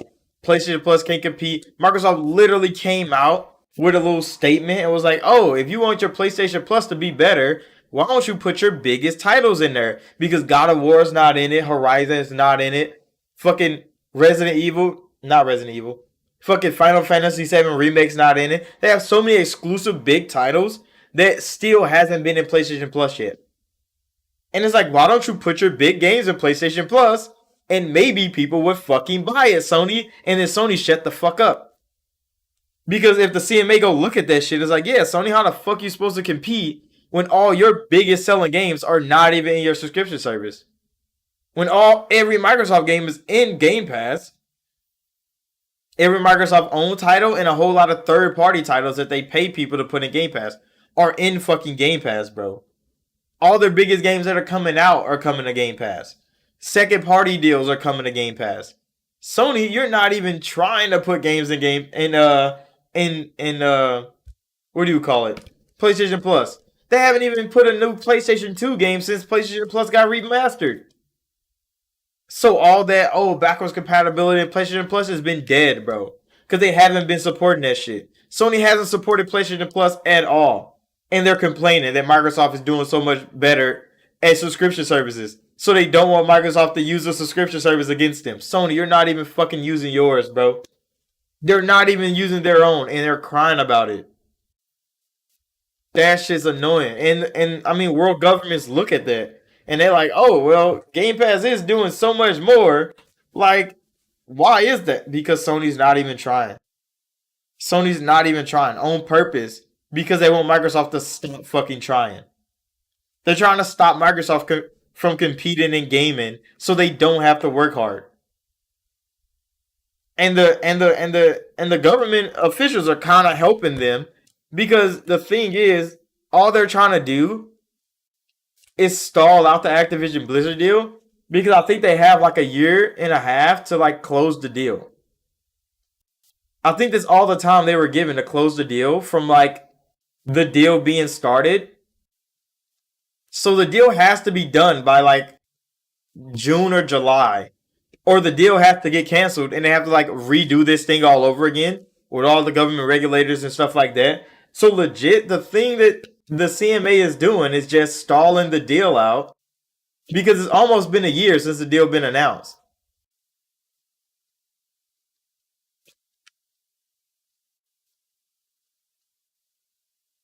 And they see the bag looking slightly like, I mean, yeah, that's kind of what the thing is. It's all about the money on the Sony platform, and it gets in the way of their customers. And Sony fans know that, but they accept it. They accept the hell out of it. They know they're like, oh, Sony only cares about the money, and they don't care about their fans in general at all. But they accept it. Why? Because they like the games. They're like, oh, but God of War is on PlayStation. Spider-Man's on PlayStation, so I guess I have to stay and get abused by this fucking company because I want to play Spider-Man. And it's like, bro, just wait for it on PC. You don't have to play that shit day and date. Why? And when it starts coming to PC day and date, nobody's gonna have to wait for that shit because it's gonna be on PC. You can just play it there. You don't need a Sony PlayStation. You don't need a DualSense controller to enjoy a game. You just need to play that shit and enjoy it yourself. I don't understand. PlayStation fans are just built different, bro. I don't care what platform I'm playing a BioWare game on. As long as I'm playing it and I'm enjoying it, that shit don't matter to me. But yeah, the CMA is trying to stall this deal out. They're threatening legal action. They want to sue just to keep them from making a decision for longer than fucking March. Because if they can hold this decision making thing to longer than March, then the deal would kind of crumble on just the notion that the deal is taking too long to close and they have to close it anyway and then restart the fucking deal. So if they could just lollygag the fuck out of this until March, then the deal just falls apart on its own and they have to restart this whole process. But there's still government regulators approving the deal. Freaking Serbia just approved the deal. There's a whole lot of other companies that have already approved the deal. It's just the CMA and America are really working fucking hard. I was looking out the window and seeing a dude rocking Uggs with some track pants. Like, okay. Man, he's wearing like Ugg boots, nigga, like the ones girls wear with like leggings and shit. Oh, that's sad, bro. This is a different world out here. That's no. I would go outside and be like, bro, what are you wearing, nigga? Like, what are you doing? You got your sister's shoes on, bro. Why the hell you steal your sister Uggs, bro? Just you can go take out the trash, nigga. What the fuck is wrong with dudes, bro? But yeah, it's getting kind of outrageous that they're just trying to prolong this fucking deal just so it can just fall apart. Adidas track pants, fucking dumb, bro, with some Uggs on. That's filthy. That is just filthy, folks. They don't even care no more. Dudes do not care. I don't think they do. But yeah, but there's another thing going on in like the UK, and that's Google and Apple versus the UK. That's still going on. Google and Apple are still under investigation from the UK for owning the mobile platform. Because on everything, like if you go buy something and it has like an app to it, there's only two app stores. The Google Play Store or the freaking the iPhone. What the fuck is their app store called? The the I don't know what the fuck the Apple store is called, bro. But the iOS store, like they only have those two stores. And if you have an iPhone, you're on the iOS phone. I mean, you're on the iOS one. If you have an Android phone, you have Google Play. And they're like, we need to break this the fuck up because only Google and Apple are making money in mobile spaces. So they need a third party to come in and make a mobile app that can compete with Apple and Google. And the only person capable of doing that is Microsoft. Because Microsoft is the only other big company that can afford to make a freaking app store on the fucking phone, on a mobile platform.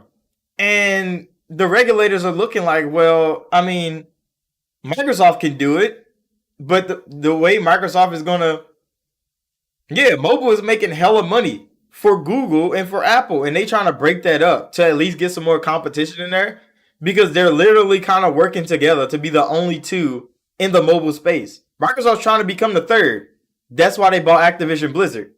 But since they're trying to stop them from buying Activision Blizzard, but they're also trying to stop Apple and Google from being the only two with a store on the mobile platform, they're in a fucking conundrum. Because if they can give Microsoft Activision Blizzard, Microsoft can get a third store on the mobile space and compete with Google and Apple on the mobile space. But then they also give Microsoft Activision Blizzard, which makes Sony go cry in a corner, which can change the landscape of console gaming in general. So now they got their hands just full of shit. Just full of fucking shit. I know Microsoft wanted Genshin Impact. I mean, why would they want Genshin Impact? That's one of those like little anime games, right? I think I've seen like commercials for Genshin where it looks like Breath of the Wild, but it's like an MMO. And it's I don't even know what the fuck Genshin is. I couldn't even tell you. Yeah, it's a mobile game though. I know it's on PlayStation because I know a couple people that played it. Never played it myself, but I mean I've seen like YouTubers like Afro and shit, they like buying card packs in there to like get certain characters, but like I really don't know how the fuck that game work. So like I couldn't really tell you. But I mean, those are mobile games and shit that Microsoft want to compete against. Yeah, and it probably does make a lot of fucking money too.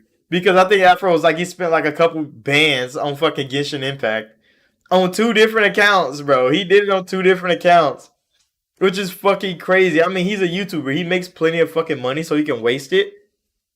But like for a normal working individual playing Genshin and spending thousands of dollars on a mobile game would be just fucking outrageous, bro. Or like a kid accidentally just spending all their money or all their parents' money because they don't know no better. That's what happens on mobile platforms, and there's only two of them out there, and they're not government regulated. So if they want to regulate these, they need a third party. Microsoft's the only one capable of being a third party, but Microsoft is going to trade that for Activision Blizzard, and the government is going to have to say yes or no. Like, okay, if we want Microsoft to step in to be the third party on mobile, we have to get them Activision, and they're going to use that as leverage. That's going to be the only way. Because if they can get Call of Duty Mobile, they can get motherfucking Candy Crush and all that on the Microsoft store. I mean, my girlfriend plays the fuck out of Candy Crush, bro. So I know if the Microsoft store has Candy Crush on it, it has Call of Duty Mobile on it, which is a big ass deal. They can make other mobile games because they do have Mad Dog and stuff like that, which also make mobile games for Bethesda. They can build a whole fucking mobile store to be the third party in mobile. They have the content creators and they have the content to make it if they get Activision Blizzard. And that's going to be a great case for Microsoft to win this shit if they don't just stall them out and break the whole fucking deal up and then try to get Microsoft to be the third party in the fucking mobile space. It's gonna be a tragedy when all this going down. But that's mostly what the news has been about for at least a month.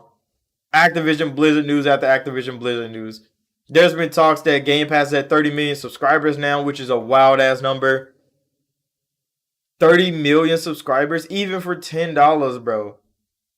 Even for 10 fucking dollars. That's still billions of dollars a month, bro. Well, $300 million a month. Easily. Just at $10. And we know everybody not paying $10, bro. Even at $1, that's $30 million a month. Just for what? For Game Pass, bro. Because they recycling all that money into Game Pass. That's how they get all these good ass Game Pass deals. That's why they making all these third party deals. Getting all these timed exclusive games. Because Game Pass is making so much fucking money. And they don't even have a first party game to even look at and be like, we're selling Game Pass because of this. No, they selling Game Pass because of third party games. And as long as that keeps going, Microsoft will never feel pressure of the gaming industry, bro. Because 30 million subs with no first party game, and PlayStation fans look at that and be like, oh, Xbox got no games. But Xbox got people paying them every month, bro. $10, $15 a month for games, bro. They don't understand. It's crazy. It is real deal crazy.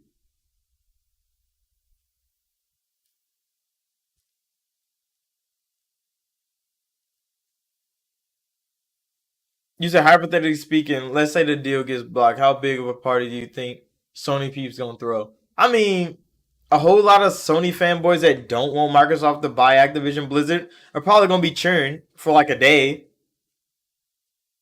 Probably a block party. Fucking dumb, Cool Breeze, bro. Hey, that shit was kind of good. That shit was kind of good. I mean, there's gonna be a lot of people celebrating that Microsoft fails to buy this because of Sony crying. But then a lot of people's gonna be looking at this like, Sony, nobody complained when you bought studios. Nobody complained when you dropped games and you bought first party. I mean, you bought third party deals to be exclusive to your platform. Nobody complained. Everybody took that fucking L. People still want to play Final Fantasy VII on PlayStation, but guess what? You get the spin-off game. It's launching in like 2 weeks. You get the spin-off game, but you don't get the mainline game on Xbox. That is fucking crazy, bro. Crisis Core is coming. Remade by Square Enix. But where's Final Fantasy VII Remake? Where's Final Fantasy VII Integrate? Oh, those are PlayStation games. That's kind of fucking wild when all these stories are connected. But nobody complained about that. But Sony complained about this fucking deal because it lets Microsoft be more free with the content they create on multiple platforms. Sony cried for months, and they're still crying. They're still writing letters, bro. They're still marking up worries and trials of what this deal could possibly do to gaming.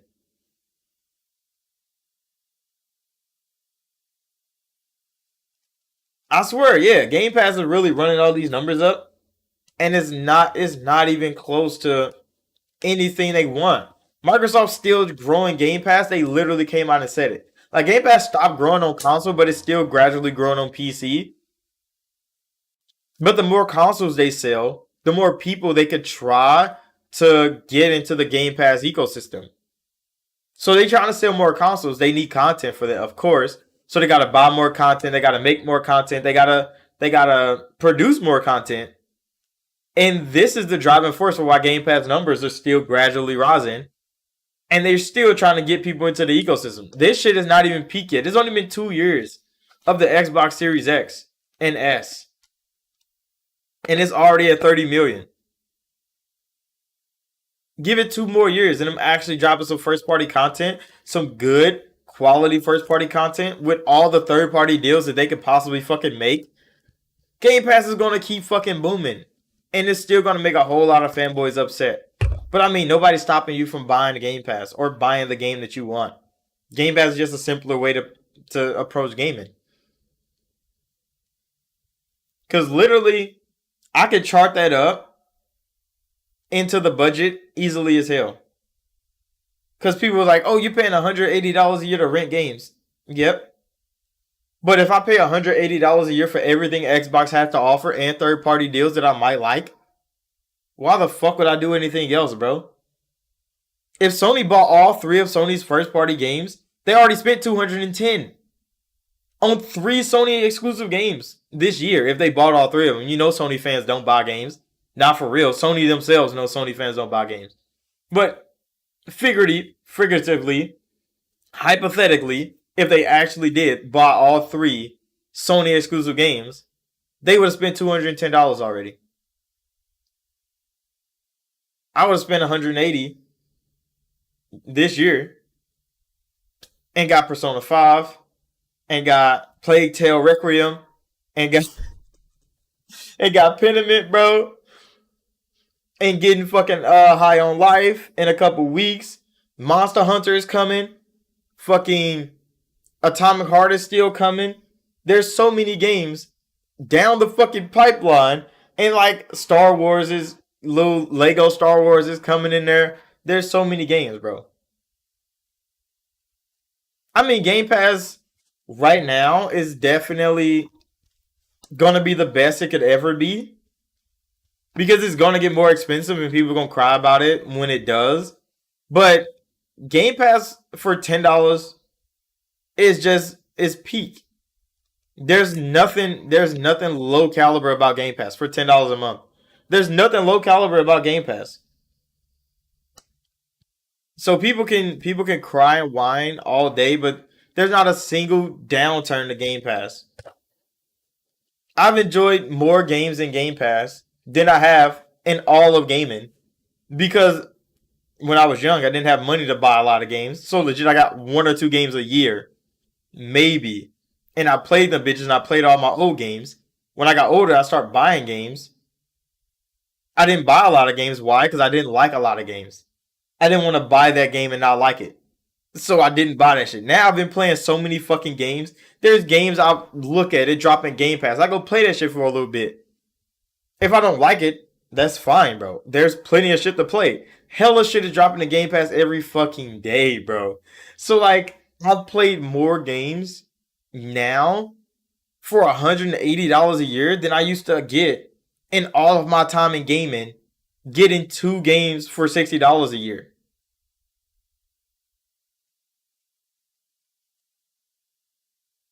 He said, according to Salty is Gamer, Game Pass is mid compared to PlayStation Plus. I don't know who Salty is Gamer is. He probably one of those fanboys on Twitter. But like, I mean, if Game Pass is mid compared to PlayStation Plus, I hate to see what quality looks like because Sony themselves already said PlayStation Plus is hot garbage. So if Sony themselves say PlayStation Plus is hot garbage, PlayStation fanboys gotta be fucking delusional, bro. Sony doesn't even have faith in their own subscription. They are literally rumors going around saying they're about to reskin it. It's all in the name. Fucking Salty is gaming, bro. I mean, he probably has a pretty good platform full of Sony fans, gawking each other, saying like, "Yeah, Sony's the best." Like, come on now, bro. I don't give a fuck if Sony's the best. I don't give a fuck if Microsoft's the best. As long as I get cheap gaming whenever I want, like legit. I've been playing more Persona 5 than I have Soul Hackers 2, and I bought Soul Hackers 2. Soul Hackers 2 is really fucking good. I think I like it more than I like Persona. But I've been playing so much Persona 5. Nigga, I forgot about Soul Hackers 2, bro. I forgot about Solstice. Those are games that I bought. I bought both of those fucking games, and I've been playing a Game Pass game more than I've been playing a game that I fucking bought. Yeah, all in all, I'm enjoying myself, bro. What the fuck? Game Pass $15, bro. I got to play Persona 5. That's a good ass fucking deal, bro. That's a good ass deal. There's nothing matching it. There's nothing matching it in all of gaming. And if regulators can't see that, if Sony fans can't see that, then you can't show them. They blind, bro. Like there's nothing else to it at that point, bro. If they don't see the good that comes from this, I don't know. Because there's still people complaining that the Xbox Series S is running games at 1080p. Like, bitch, that's the marketing for it. If you look at a game and you're like, oh shit, the Series S version is running at 1080p and you feel upset, you're stupid, bro. Because that's the whole fucking point. It's supposed to be running at 1080p. It's supposed to be running at 1440p. Sometimes it has 60 frames. It's supposed to have lower fucking texture quality. There was one video where I think it was like Digital Foundry or something. I just bought a solid game off Microsoft Store for $6. What game was it? But I think it was like a Digital Foundry video where they was like, "Oh, the Series S version is running at like uh 1080p to 1440p at 60 frames per second," and he was saying it like that was a bad thing. I'm like, that's what the fucking advertising said it would do. What the hell, bro? They like, there's so many like, what do you call, like pixel counting YouTube channels that talk down on the Series S because it gets fanboys riled up in their comment section. And I mean, you profit off that. I understand, but like, how you gonna have a condescending tone about the Series S's fucking output when that's exactly the fucking output? Eden Gate, the Edge of Life. Why have I heard about that? I mean, where have I heard that? Why does it sound so familiar to me?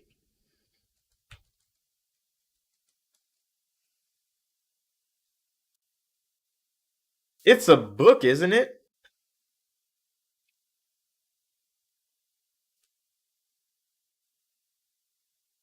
Where have I heard of that?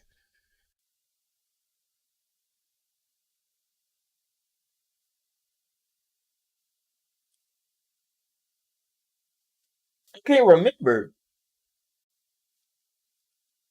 I think I seen it at like a game show or something. Let me look it up. Hold on. I picked up Fear 2 and Condemned. Fear 2 is definitely one of my favorite horror shooters ever to launch, bro. Fear is just such an amazing game. I think this was at Tokyo Game Showcase. I think that's where I heard this name from. I didn't know it came out yet already. And it's $6? What?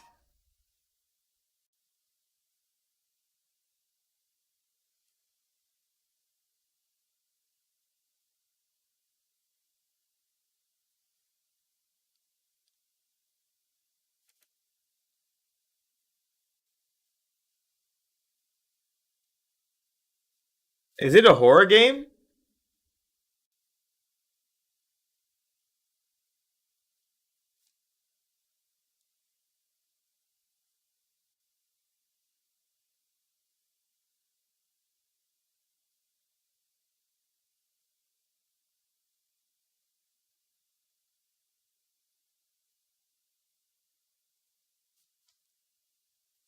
I think it's a horror game. But yeah, I think I've seen this at Tokyo Game Showcase. When the fuck is what the hell is that game called? Forspoken coming out. Cause that shit just got lost. Nigga, Forspoken is gone. It's not really spooky? Okay. I mean, that's kind of how Fear 2 is for me. Cause it's supposed to be like a horror game. But then it ended up not being scary at all. And I really enjoyed that. Peep the trailer. The trailer. Hold on.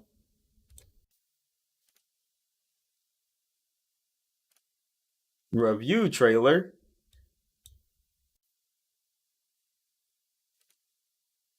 Hold on. Hold on.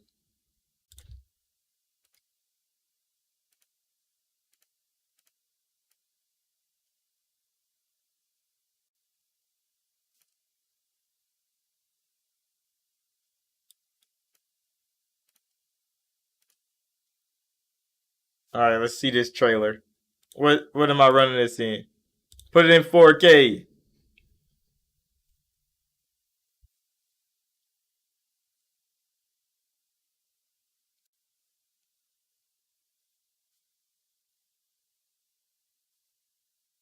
All right, her ass underwater, folks.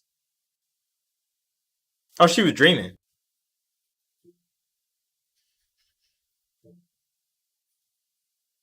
It's made by Hook. I knew it was a fucking book.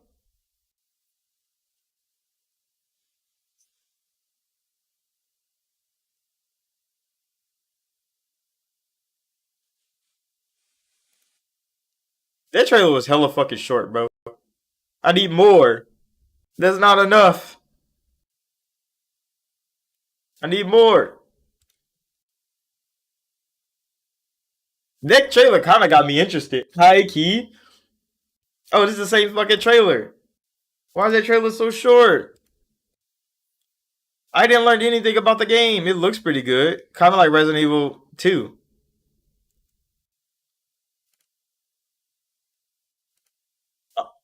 and it came out in October. Well, shit, I didn't know.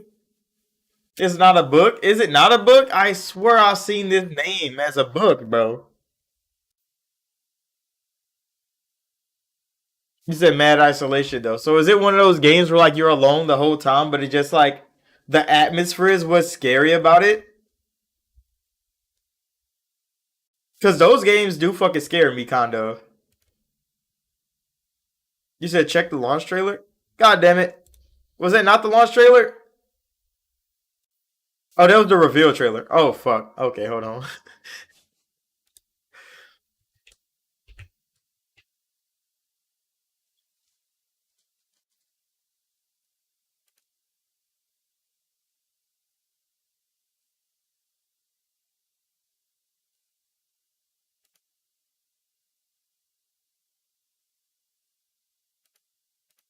Where the fuck is the launch trailer? Oh,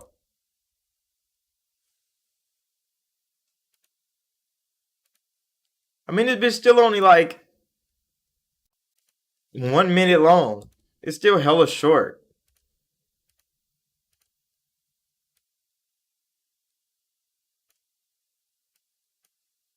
But all right, let's see what we got.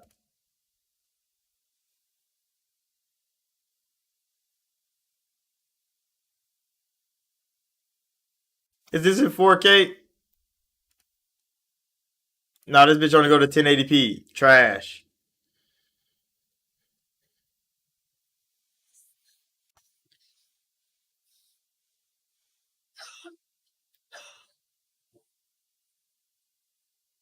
All right, she keep waking up in random ass places, huh?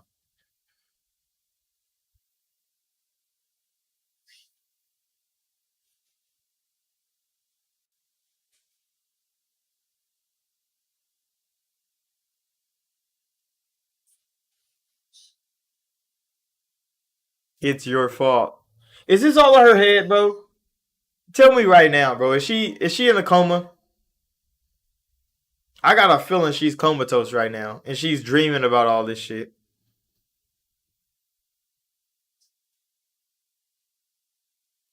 I mean, they do got some atmospheric creep to it.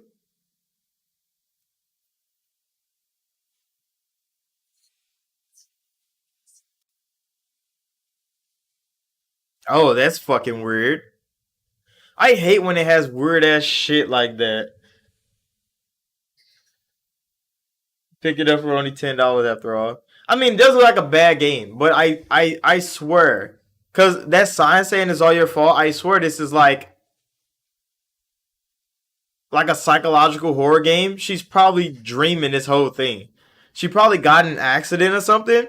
This is all speculation because I don't really know. But I swear she probably got in an accident or something. That's why she keeps waking up randomly.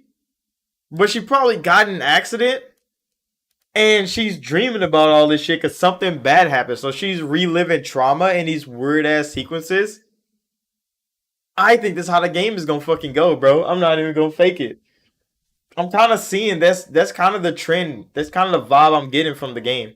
That is probably gonna be one of those things like you beat the game and she like wakes up in the hospital or something, and she's like trying to fight traumas and shit that she like remembering from whatever happened before she got knocked out and she's comatose.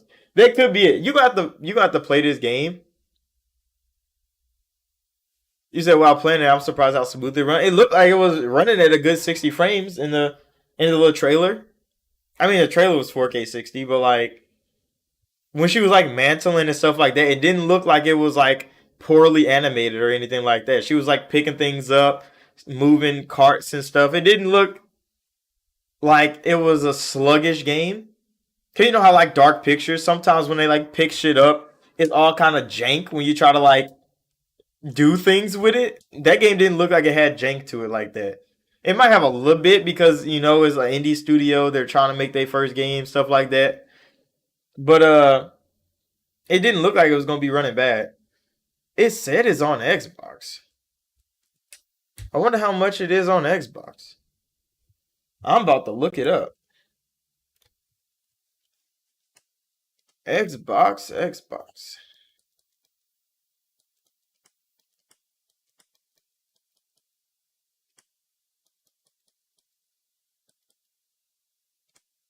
Eden. It got a 4 out of 10 on Xbox. It's literally $7, bro. It's literally $7.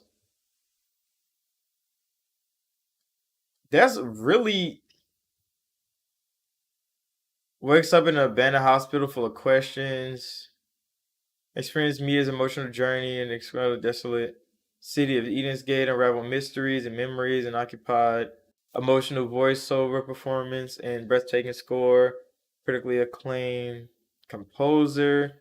Find hope in the face of devastation and discover what connects us to the world. Oh my god, after reading that, she's definitely fucking sleeping. That just took the cake for me, bro.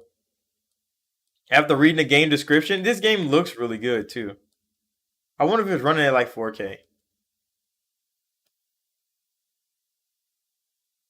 Temper your expectation, please more, average, decent. Everybody's saying like it's a pretty good game for $7 fucking dollars, bro.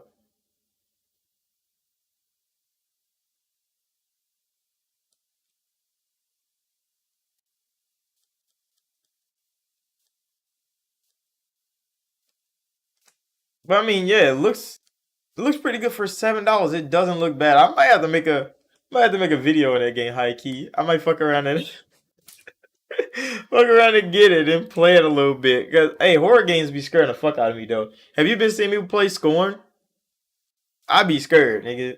Like I'm all into peaks, discovery, and like weird ass sci-fi alien shit. But I don't like horror. I be scared, bro. I be shook. And look, I don't be shook in like real life. I be shook for the nigga in the game. I don't want to put him through the horrors that the game creators have played out for us. So I don't want to do that to him because I wouldn't want to do that to myself. And that's what gets me in horror games. So yeah, when I be playing Scorn, I be in this bitch fucking stuffed is all a bunch of toys.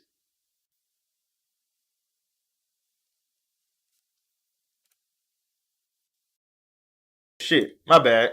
I don't know what the fuck I just did that for. I was tweaking. I was trying to click something. And I clicked the fucking starter. That's just weird. My bad, folks. But legit, high key, I want to play fucking Rainbow Six Siege one more time. I want to go back to Siege to see if I still got it. Because I might not have it.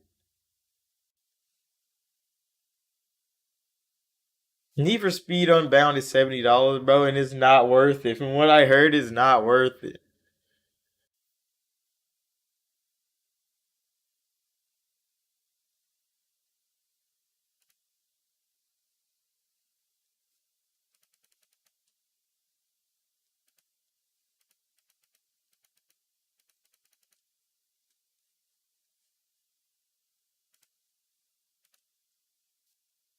But yeah, what time is it? Damn, we've been live 2 hours, bro. So I think I'm about to end Gaming News Weekly right here. So thank everybody for coming out and watching. Thanks for all the likes, comments, subscribes if you haven't already. Cool Breeze, thanks for coming. Everybody else, no loss with EA Play. What do you mean? Bro, I've been playing hella fucking Battlefield. And I know a lot of people hate Battlefield right now because all the changes and shit DICE has been doing to the game. I'm enjoying the fuck out of Battlefield, bro. Enjoying the fuck out of Battlefield. Need for Speed Unbound. I mean, I want to play Need for Speed Unbound, but I don't want to deal with that shit for $70, bro, because it's not worth it. It don't have not a single next gen feature in that game besides running at 60 frames per second. Oh, don't have to drop 70? I mean, I won't. But yeah, I think I'm in the stream right here. So thank y'all for coming out. Like and subscribe if you're new. And I'll see y'all in the next one. Game Awards is coming up, so y'all better be ready for that. I'm live streaming it for sure. Cause I'm ready for the announcements, bro.